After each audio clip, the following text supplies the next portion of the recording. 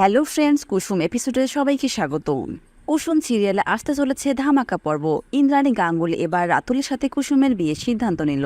কিন্তু কুসুম কি রাতুলকে বিয়ে করবে, নাকি আয়ুষ্মানের জন্য অপেক্ষার প্রহর গুনছে? জানতে হলে আমাদের টলি স্টোরি টাইম চ্যানেলে চোখ রাখুন।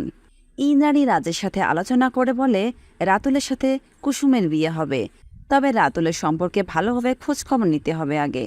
এর আগে যে ভুল করেছি সে ভুল আর আমি করব না, কেননা অজয়ের কাছে মেয়েটা অনেক শখ খেয়েছে।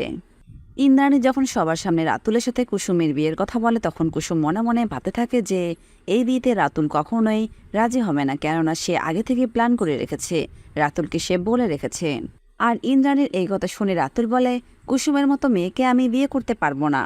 তখন ইন্দ্রাণী রেগে গিয়ে রাতুলকে বলে তুমি এক্ষুনি এই বাড়ি থেকে বের হয়ে যাও। আর রাতুলের সাথে সাথে বাড়ি থেকে বেরিয়ে যেতে ধরলে আয়ুষ্মান তাকে দাঁড় করায়। আর কুসুমকে বলে এর পেছনে আসল রহস্য কি কুসুম, তুমি বলো।